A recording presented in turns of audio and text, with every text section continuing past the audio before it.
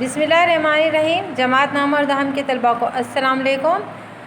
آج فہرستہ مضامین میں دیکھیے جو ہمارا عنوان ہے، ہمارے سبق کا عنوان رشتہ ناتا ہے۔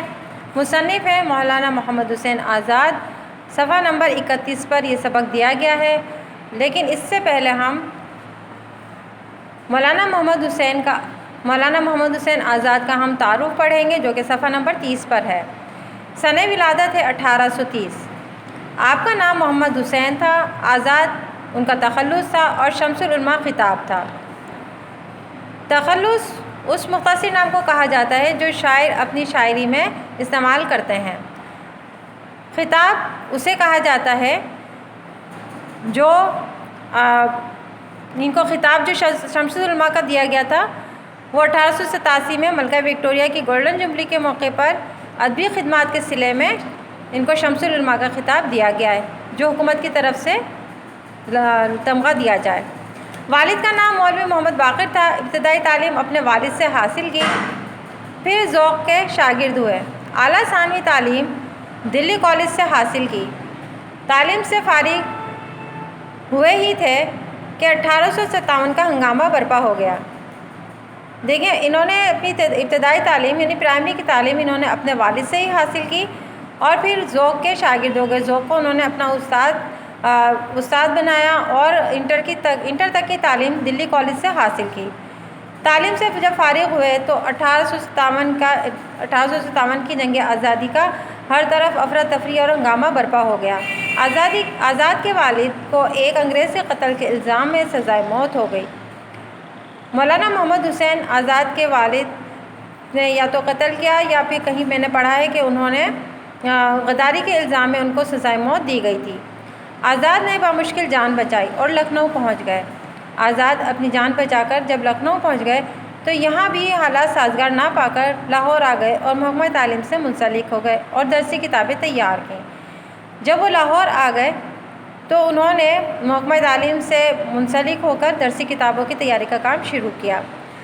نیز گورنمنٹ کالج لاہور میں عربی کے استاد رہے۔ لاہور میں انجمن پنجاب کے سیکریٹری کی حیثیت سے بھی خدمات انجام دیں۔ لاہور میں انجمن پنجاب میں سیکریٹری کی حیثیت سے انہوں نے بہت سی خدمات سر انجام دیں، اور آزاد کی تصنیفات جو ہیں جو زیادہ قابل ذکر ہیں وہ ہیں آب حیات، نیرنگ خیال، دربار اکبری، قصص ہند، مکاتب آزاد اور نظم آزاد۔ آئیے سبق رشتہ ناتا کی بلند خوانی کرتے ہیں اور اس کے خلاصے کو سمجھتے ہیں۔ رشتہ ایک خدائی پیوند ہے کہ ٹوٹ نہیں سکتا۔ جو بات کہ خدا کی طرف سے ہو، ہم کو بھی چاہیے کہ اس کی پیروی کریں اور اس کی مضبوطی کو قوت دیں، کیونکہ علاوہ خوشنودی خدا کے دنیا کے کل فوائد اور بہبود اپنائیت اور یگانگت پر منحصر ہیں۔ مثلا اگر ماں باپ کو اپنے بچے کی محبت نہ ہو تو اس کی پرورش ممکن نہیں۔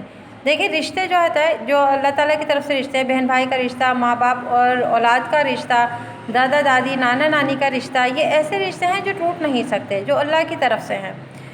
اور جو رشتے اللہ تعالیٰ کی طرف سے ہیں، ہمیں چاہیے کہ ہم ان کو اور مضبوط کریں اور ان رشتوں کی، ان بزرگوں کی ہم عزت کریں اور ان کی پیروی کریں، کیونکہ ان کی خوشنودی کے علاوہ جو ہے دنیا کے تمام فوائد اور بہبود ہم حاصل نہیں کر سکتے۔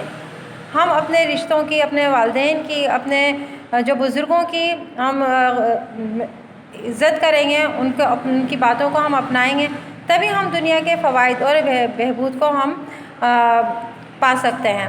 مثلا اگر ماں باپ کو اپنے بچے سے محبت نہ ہو تو بچے کی پرورش ہی ممکن نہیں ہوگی، کیونکہ ماں باپ جب ہی پرورش کرتے ہیں اپنے بچے کی جب ان کو اپنی اولاد سے محبت ہوتی ہے۔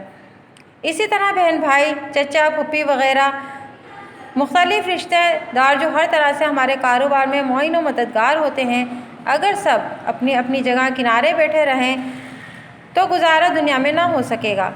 دنیا کی ہر بات میں نزدیکی اور دوری کے رشتے ہیں، ان کی رعایت اور پابندی کو قانون ادب کہتے ہیں۔ دیکھیں، ہمارے پاس جو ہمارے قدرتی رشتے ہیں، ماں باپ اور اولاد کا رشتہ، بہن بھائی، چچا پھوپھی، یہ سب ایسے رشتے ہیں کہ ان کے بغیر یہ ہماری دنیا کا کاروبار نہیں چل سکتا، کیونکہ یہی ہمارے سب سے پہلے مددگار اور ہمارے معاون ہوتے ہیں۔ اگر سب اپنی اپنی جگہ کنارے بیٹھے رہیں، یعنی کہ ہر کوئی جو ہے یہاں پر کوئی کسی کا ساتھ نہ دے، چھوٹا بچہ ہوتا ہے اس کو سب مل کر رکھتے ہیں، اس سے محبت دیتے ہیں، تو بچہ محبت کے درمیان پل کر بڑا ہوتا ہے۔ اگر سب لوگ ایک طرف کو کنارہ کر کے یعنی دور ہو کر بیٹھ جائیں تو دنیا کا گزارا نہ ہو سکے گا اور یہ دنیا چل نہیں سکے گی۔ دنیا کی ہر بات میں کچھ رشتے دوری کے ہوتے ہیں اور کچھ نزدیکی کے ہوتے ہیں۔ ان کی رعایت اور پابندی کو قانون ادب کہتے ہیں، یعنی کہ یہی جو رشتے ہیں انہی کا خیال رکھنے کو قانون ادب کہا جاتا ہے۔ ادب اور تعظیم اور رعایت دنیا کی بہبود اور کارروائی کے لیے ناگزیر ہیں۔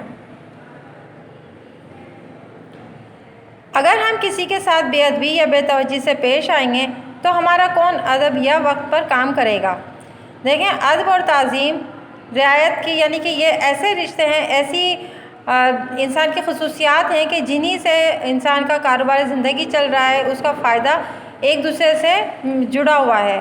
اگر ہم ایک دوسرے کے کام نہ آئیں یا ہم اپنے بڑوں کی تعظیم نہ کریں، ادب نہ کریں تو یہ دنیا کا کاروبار ہی ختم ہو جائے۔ اگر ہم کسی کے ساتھ بے توجہی یعنی کہ کسی بھی رشتے کے ساتھ بے ادبی کریں گے یا اس کو توجہ نہ دیں گے تو پھر آئندہ ہمارا بھی کوئی ادب بھی نہیں کرے گا اور کوئی وقت پر ہمارے کام بھی نہیں آئے گا۔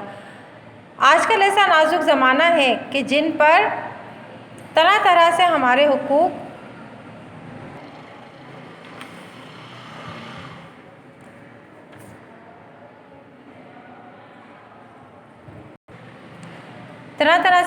ثابت ہیں، وہ بھی ان کی طرف سے ہمارے اوپر بہت سارے لوگوں کے حقوق ثابت ہیں، یعنی کہ بہت سارے رشتوں کے ہمیں حقوق ادا کرنے چاہیے کہ اگر ان سے ہم برخلافی کریں گے تو یقیناً ہماری زندگی اور مزید دشوار ہو جائے گی۔ جو تم سے بڑا ہو اس کو بڑا سمجھو، جو تمہارا بزرگ ہو اس کی خدمت کرو، کیونکہ جب تک تم اس کی خدمت نہ کرو گے اس کے حق سے نہ ادا ہوگے۔ ایسا کون شخص ہے جو کوئی کمال ذاتی خود بخود حاصل کر بیٹھا ہو؟ جو نعمت یا قدرت دنیا میں حاصل ہوتی ہے بزرگوں کے فیض پرورش سے حاصل ہوتی ہے، بس اس کا شکریہ تم کو ادا کرنا واجب ہے تاکہ خدا اس کے ثمرے سے تم کو کامیاب کرے۔ دیکھیں، ہم سے جو بڑے ہیں، ہمارے ماں باپ کے علاوہ بھی بہت سارے رشتے ایسے ہمارے گھر میں ہوتے ہیں جو ہم سے بڑے ہیں، ہمارے دادا دادی ہیں، ہمارے نانا نانی، یا اور بھی بہت سارے رشتے ہیں، چچا پھوپھی کے رشتے۔ ہمیں چاہیے کہ ہم ان کی خدمت کریں اور ان کی خدمت کو ہی جو ہے ہم اپنا نصب العین بنائیں، ان کا کہنا مانیں، ان کے تمام تر حقوق ہم ادا کریں۔ اگر ہم ایسا نہ کریں گے تو کون شخص ہے، یعنی کہ کوئی بھی شخص ایسا نہیں ہے جو خود بخود اپنے اندر کوئی ذاتی کمال حاصل کر کے بیٹھا ہو۔ ذاتی طور پہ تو کوئی کمال انسان کو حاصل نہیں ہوتا، کوئی خوبی نہیں آتی، بڑے ہی ہمیں اچھی اور بری بات کا صلاحیت دیتے ہیں۔ جو نعمت یا قدرت دنیا میں حاصل ہوتی ہے، یعنی کہ جو بھی اللہ تعالیٰ کی طرف سے ہمیں نعمتیں حاصل ہوتی ہیں وہ بزرگوں کے فیض پرورش سے ہی حاصل ہوتی ہیں۔ جو ہمیں بزرگ ہمیں دعائیں دیتے ہیں وہ انہی سے ہی ہمیں حاصل ہوتی ہیں۔ بس ہمیں چاہیے کہ ہم ان کا شکریہ ہم ان کا ادا کریں تاکہ اس کے صلے میں اللہ تعالیٰ ہم سے خوش ہو اور ہم کامیاب زندگی گزاریں۔ اگر بزرگ تم سے خوش ہوں گے خدا تم سے خوش ہوگا اور زیادہ تر عنایت و انعام فرمائے گا اور دنیا کے فوائد علاوہ اس کے رہے۔ دیکھیں، ہمیں چاہیے کہ ہم ہر دم اپنے بزرگوں کو خوش کرنے کی کوششوں میں لگے رہیں، کیونکہ اگر وہ خوش ہوں گے تو ہی اللہ ہم سے خوش ہوگا اور دنیا کے فوائد بھی ہمیں ملتے رہیں گے۔ اس میں سے ایک لطف یہ بھی ہوگا کہ جب تم بڑے ہوگے تو اسی طرح تمہاری خدمت کریں گے۔ بس یہ سلسلہ خدمت گزاری اور بہرایابی کا دین و دنیا میں اسی طرح جاری رہے گا جس سے دونوں جہان کی راحت اور نعمت حاصل ہوگی۔ یعنی کہ ایک تو دوسرا مزہ یہ ہے کہ جب ہم بڑے ہوں گے تو ہماری جو نسلیں ہیں وہ بھی ہماری خدمت کریں گی جواباً، کیونکہ ہم نے بھی اپنے بزرگوں کی خدمت کی تھی۔ بس اسی طرح سے خدمت گزاری کا سلسلہ جو ہے آگے تک دنیا میں چلتا رہے گا اور دونوں جہان کی رحمتیں ہم اور ہماری آنے والی نسلوں کو راحت اور نعمت حاصل ہوتی رہے گی۔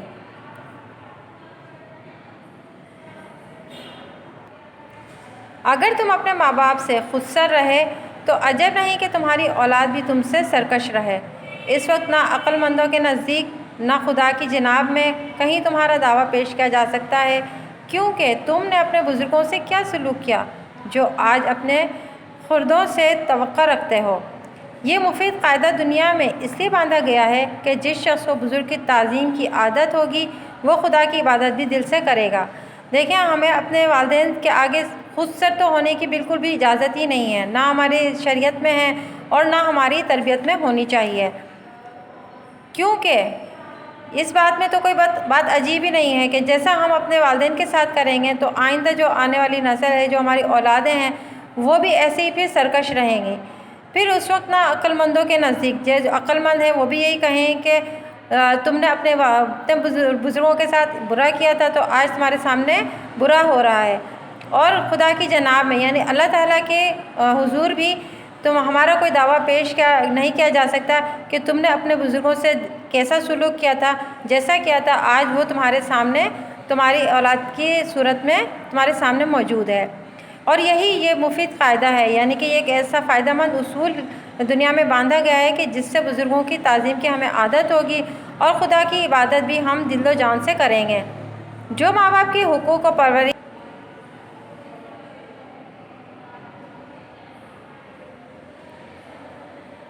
یہ مفید قاعدہ دنیا میں اسی لیے باندھا گیا ہے کہ جس شخص کو بزرگوں کی تعلیم کی عادت ہوگی وہ خدا کو بھی دل سے یاد کرے گا اور اپنے ماں باپ کی بھی، جنہوں نے اس کی اس وقت پرورش کی تھی کہ جب وہ بالکل چھوٹا تھا اور اپنے لیے کچھ کر بھی نہیں سکتا تھا، تو اسی طریقے سے وہ اللہ تعالیٰ کو پہچانے گا، اور اللہ تعالیٰ کو اگر وہ اپنے ماں باپ کو کہنا نہیں مانے گا تو اپنے خدا کو کیسے پہچانے گا کہ جو نظر بھی نہیں آتا اور اس کی آنکھوں سے غائب بھی ہے۔ صفحہ نمبر 33 پر دیکھیے، اول مرتبہ بزرگی کا دنیا میں خدا کا ہے جس نے تمہیں پیدا کیا اور اس دنیا کو پیدا کیا جو تمہاری ضروریات سے مالا مال ہے۔ اس معبود کی عبادت اور اطاعت بہرحال واجب اور فرض عین ہے۔ دوسرا مرتبہ ان کا ہے جو دنیا میں ذریعہ ہماری پیدائش اور پرورش کا ہے، جن کی بدولت ہم نیستی سے ہستی میں آئے۔ دیکھیں سب سے پہلا ہمارے اوپر حق ہمارے رب کا ہے کہ جس نے ہمیں پیدا کیا اور اس دنیا کو پیدا کیا اور اس دنیا کو تمام ضروریات زندگی سے مالا مال کیا، جو ہماری نعمتیں ہیں وہ ہم پر پوری کر دی اس نے، اور اس معبود کی عبادت ہی ہمارے اوپر جو ہے فرض عین ہے، اس کی رسول کی اطاعت ہی ہمارے اوپر فرض عین ہے، ہمارا فرض ہے کہ ہم اس کی اطاعت کریں۔ پھر دوسرا مرتبہ جو اللہ اور اس کے رسول کے بعد آتا ہے وہ ہمارے ماں باپ کا ہے، کیونکہ وہ ہماری پیدائش کا ذریعہ ہیں اور ہمیں عدم سے جو ہے وجود میں لے کر آئے، اس ہستی میں ہمیں لانے کا سبب ہوئے۔ پھر انہوں نے ہمیں پرورش کیا، یعنی کہ صرف یہ نہیں کہ دنیا میں ہم آ گئے تو ہم نے خود تو اپنی پرورش نہیں کی، ہمیں ہمارے والدین نے پرورش کی، ہمیں چھوٹے سے ہمیں بڑے کرنے تک جو ہے تمام ضروریات زندگی پوری کی، ہمارے ظاہر و باطن کے بنانے اور سنوارنے میں کوشش کی، جتنی اطاعت و تعظیم آدمی سے ہو سکے ان کے لیے بجا لانی چاہیے۔ دیکھیں ہماری ظاہر و باطن یعنی ہماری تربیت کا حصہ بھی ہمارے والدین نے ہی ادا کیا، ہمیں تعلیم و تربیت دی۔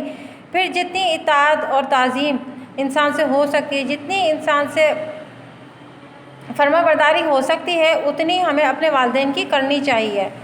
ان کے احکام فقط ہمارے فائدے اور آرام کے لیے ہیں، ان کے احکامات جو وہ ہمیں حکم دیتے ہیں وہ سب ہمارے آرام کے لیے ہیں، کوئی بھی ایسی چیز وہ ہمیں ایسی بات نہیں کہتے کہ جس سے ہمارے دنیا یا آخرت کا کوئی نقصان ہو۔ ان کے خوش کرنے سے خدا خوش ہوتا ہے، اور در حقیقت وہ اپنی اطاعت انہی امورات میں چاہتے ہیں جو ہمارے واسطے دین دنیا میں باعث راحت و آرام ہے۔ دیکھیں اگر ہم ان کی خوشی میں ہی جو ہے خدا خوش ہے، ٹھیک ہے، اور در حقیقت یعنی کہ حقیقت یہی ہے کہ اپنی اطاعت وہ مطلب کہ ہمیں اختیار کرنی چاہیے، وہ ہمیں کام کرنے چاہیے جس میں ان کی خوشنودی شامل ہو اور ہمارے واسطے دین و دنیا میں ہمارے لیے راحت کا باعث بنتی ہے۔ تجربے سے معلوم ہوتا ہے کہ جو لڑکے اپنے ماں باپ کی اطاعت میں رہے وہ صاحب اقبال ہوتے ہیں، اور جو ان سے برگشتہ رہتے ہیں وہ ہمیشہ بد اقبال اور ذلیل و خوار رہتے ہیں۔ دیکھیے جو لڑکے یا جو اولاد لڑکا یا لڑکی اپنے ماں باپ کی فرما برداری میں لگے رہتے ہیں، جن کام کو کرنے کا ماں باپ اچھی اطاعت کرنے کا اگر حکم دیتے ہیں تو ہمیں چاہیے کہ ہم ان کی اطاعت کریں، ان کے فرض اور اللہ کے فرض کو نبھائیں۔ لیکن وہ اولاد جو اپنے والدین کا کہنا نہیں مانتی وہ ساری زندگی جو ہے ذلیل و خوار رہتی ہے۔ اگر زمانے کے حالات کی طرف غور کریں تو ہزاروں مثالیں اس طرح کی نظر آئیں گی۔ صورت ان کی اطاعت کی یہ ہے کہ ان کی خدمت میں حاضر رہو۔ دیکھیں اطاعت کی صورت یہ ہے، ان کی فرما برداری کا طریقہ کار یہ ہے کہ ہر وقت ان کی خدمت میں حاضر رہنا چاہیے، ان کی مرضی کو ہی اپنی مرضی اور ان کی خوشنودی کو اپنی خوشنودی میں لگے رہنا چاہیے۔ یہی جستجو رکھنی چاہیے کہ دیکھوں کہ ان کا کیا کھانے کو، کیا پہننے کو، کیا جو ہے منگوانے کو دل چاہ رہا ہے، ان کے کیا ایسا کیا کام ہے جو میں ان کا کر سکتا ہوں۔ وہی کام تم سے عمل میں آئے، وہی کام کرو جو جس میں ان کی خوشنودی، ان کی مرضی چھپی ہوئی ہو۔ اگر اس طرح نہ معلوم ہو تو عرض کر کے دریافت کرو اور جس طرح حکم دیں عمل کرو۔ دیکھیں، اگر وہ خود سے نہیں کہہ رہے تو ہمیں اولاد ہونے کی حیثیت سے چاہیے کہ ہم ان سے معلوم کر لیں کہ آپ کو کوئی چیز چاہیے تو ہمیں بتا دیں تاکہ ہم آپ کے حکم کی تعمیل کر لیں۔ اگر اتفاقاً کسی سبب سے انہوں نے ایک کام کو نہ کہا ہو لیکن تم سمجھتے ہو، بس اس کے سر انجام میں دل سے کوشش کرو۔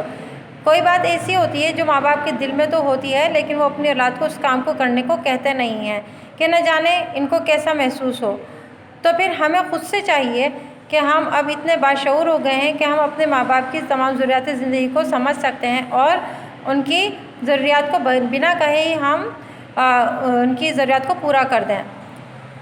نشست و برخاست میں ان کی تعظیم کرنی چاہیے، یعنی کہ جب وہ بیٹھیں یا وہ محفل سے جانے لگیں تو ان کی عزت کرنی چاہیے۔ انہیں آپ سلام کرنا چاہیے، ان کے سامنے بہت بولنا نہیں چاہیے، ان کی بات کو رد کرنا نہیں چاہیے، ان کے سامنے بادب بیٹھنا چاہیے، ان کے آگے نہیں چلنا چاہیے۔ دیکھیں، یہاں پہ اپنے والدین اور اساتذہ اور والدین کی تعظیم کی تعلیم دی جا رہی ہے کہ اگر ہمارے سامنے ہمارے والدین یا ہمارے استاد ہوں تو ہمیں چاہیے کہ ہم ان کو سلام کریں، ان کے سامنے ہم زیادہ نہ بولیں، زیادہ تر ہم خاموش رہیں۔ ان کی کوئی بات کہی ہوئی، چاہے کیسی بات کہی ہو، انہیں چاہیے کہ ہمیں رد نہ کریں، یعنی ان کی بات کو ٹھکرائیں نہیں۔ ان کے سامنے باادب ہو کر بیٹھیں اور ان کے جب وہ چلنے شروع کریں یا ہم ان کے ساتھ چل رہے ہوں تو ہم ان کے آگے نہ چلیں۔ پھر استاد کا رتبہ بھی باپ کے رتبے کے برابر ہے۔ باپ پرورش جسمانی کرتا ہے اور استاد پرورش روحانی کرتا ہے۔ استاد کا رتبہ بھی روحانی ماں باپ کی حیثیت رکھتا ہے، کیونکہ باپ جو ہے وہ جسمانی پرورش کرتے ہیں، ہمیں کھلاتے پلاتے ہیں، ہماری ضرورت زندگی کا خیال رکھتے ہیں، اور استاد جو ہے وہ ہماری روحانی پرورش کرتا ہے، یعنی ہمیں روحانی ہماری تربیت کرتے ہیں۔ ماں باپ کھلا پلا کر جسم کی پرورش کرتے ہیں، استاد نعمت علم سے روح کو پرورش اور تربیت دیتا ہے۔ ماں باپ کے علاقے سے دو سلسلے قرابت کے جاری ہوتے ہیں، یعنی ددیال اور ننیال۔ دیکھیں، یہاں پہ استاد کی تعظیم کی تعلیم ہے کہ ماں باپ نے تو کھلا پلا کے جسم کی پرورش کر کے بڑا کیا، لیکن استاد نے ہمیں جو نعمت علم سے ہماری روحانی پرورش کی جو تربیت کی ہے وہ بھی ہمارے استاد بھی ہمارے روحانی ماں باپ کی حیثیت رکھتے ہیں۔ اب یہاں سے دیکھیے کہ ماں باپ کے علاقے سے، یعنی ماں باپ کی طرف سے پھر دو سلسلے ہماری رشتہ داری کے شروع ہوتے ہیں۔ ایک رشتہ ددیال کا ہوتا ہے اور دوسرا ننیال کا۔ دادا دادی اور نانا نانی کے باب میں اتنا کافی ہے کہ جب وہ ماں باپ کے بزرگ ہیں تو تم کو بھی ان کا ادب کرنا واجب ہے، کیونکہ وہ بزرگوں کے بزرگ ہیں۔ اب اتنا ہی کافی ہے کہ جب وہ ماں باپ کے بزرگ ہیں تو ہمیں چاہیے کہ ہم ان کا اپنے ماں باپ سے بھی زیادہ تعظیم کریں، ان کی عزت کریں، ان کی ہر ایک بات کا خیال رکھیں، کیونکہ بزرگ جو ہوتے ہیں زیادہ اولڈ ایج ہو کر پھر زیادہ ان کا مزاج چڑچڑا ہو جاتا ہے، کچھ نہ کچھ کہہ بھی دیتے ہیں، تو ہمیں چاہیے کہ ہم ان کی ہر بات کو اچھے سے سہ لیں۔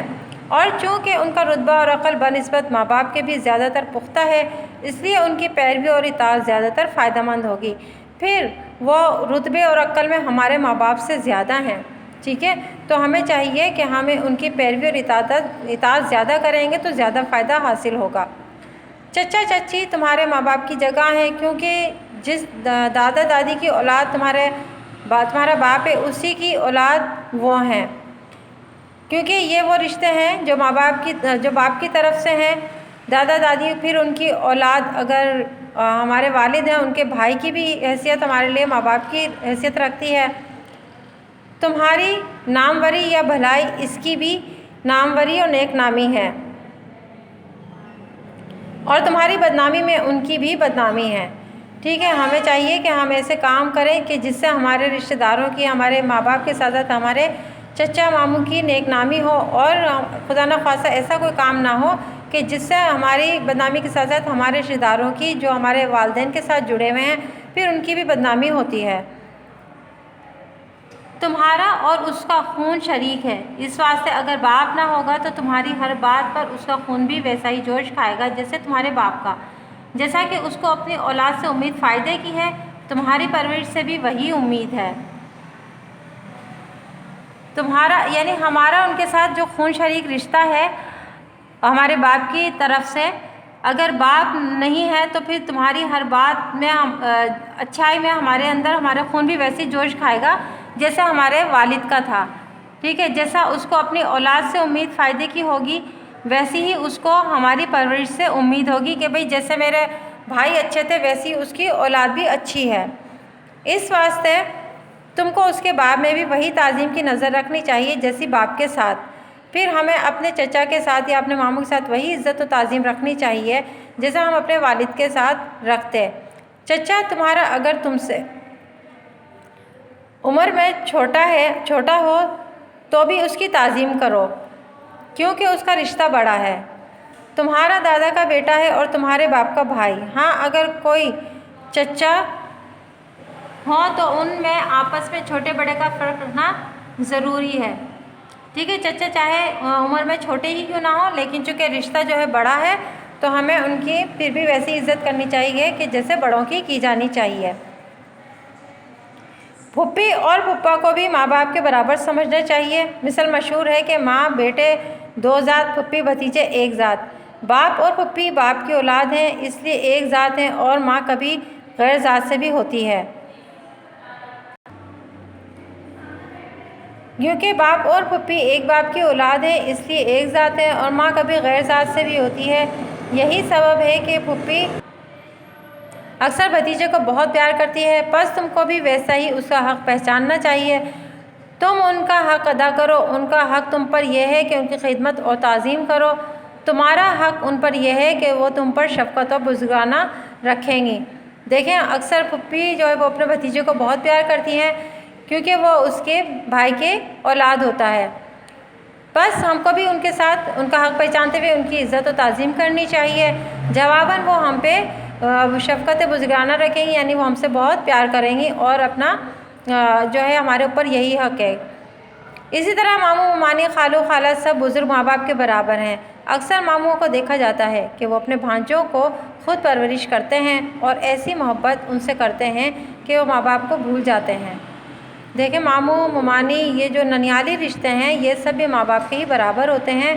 اکثر ماموں اپنے بھانجا بھانجوں کی ایسی پرورش کرتے ہیں کہ وہ اپنے ماں باپ تک کو بھول جاتے ہیں۔ وہ اتنی محبت دیتے ہیں کہ بچوں کو اپنے ماں باپ تک یاد نہیں آتے، بلکہ جب بچے ضد کرتے ہیں ماں باپ تنگ ہو کر ان پر خفا ہوتے ہیں لیکن وہ انہیں خفگی اور تنبیہ سے بچاتے ہیں اور سب ناز ان کے اٹھاتے ہیں۔ جب ماں باپ اپنے بچوں کی ضد سے تنگ آ کر ان سے پر ڈانٹ ڈپٹ کرتے ہیں تو یہی وہ رشتے ہوتے ہیں جو ان کے ماں باپ سے ان کی غصے سے ان کو بچاتے ہیں۔ تمہارا ہر ایک بھائی قوت بازو ہے لیکن مثل مشہور ہے کہ بڑا بھائی باپ برابر۔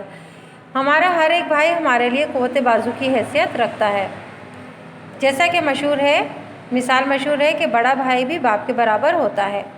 جتنا تم سے بڑا ہو اتنی ہی اس کی تعظیم بھی زیادہ چاہیے۔ بڑے بھائی بہن تمہاری پرورش میں ماں باپ کے ساتھ شریک ہوتے ہیں کیونکہ جو بڑا بھائی چاہے وہ کتنا عمر میں جتنا بڑا ہوگا اتنی ہی اس کی تعظیم کی جانی چاہیے، اتنی ہی اس کی عزت کا حقدار ہوگا۔ پھر بڑے بہن بھائی جب ہو جاتے ہیں تو وہ اپنے چھوٹے بہن بھائیوں کی پرورش اپنے ماں باپ کے ساتھ پرورش کرنے میں ان کا ساتھ دیتے ہیں تو ان کا حق تم پر واجب ہے۔ بہنوں کو یہ خیال بہت زیادہ ہوتا ہے، ان کا دل بہت نازک ہے، ہزاروں امیدیں اور آرزویں بھائیوں سے رکھتی ہیں، دیکھیں ان کا حق جو ہوتا ہے وہ بھی بہت زیادہ ہے کیونکہ اگر وہ بڑی بہن اگر اپنے چھوٹے بہن بھائیوں کا خیال رکھتی ہے تو ہمیں چاہیے کہ بڑے ہو کر اپنی بڑی بہن کا خیال رکھیں کیونکہ بہنوں کا دل بہت زیادہ نازک ہوتا ہے اور وہ اپنے بھائیوں کو بہت زیادہ چاہتی ہیں، ان سے آرزویں اور امیدیں بھی بہت زیادہ وابستہ رکھتی ہیں۔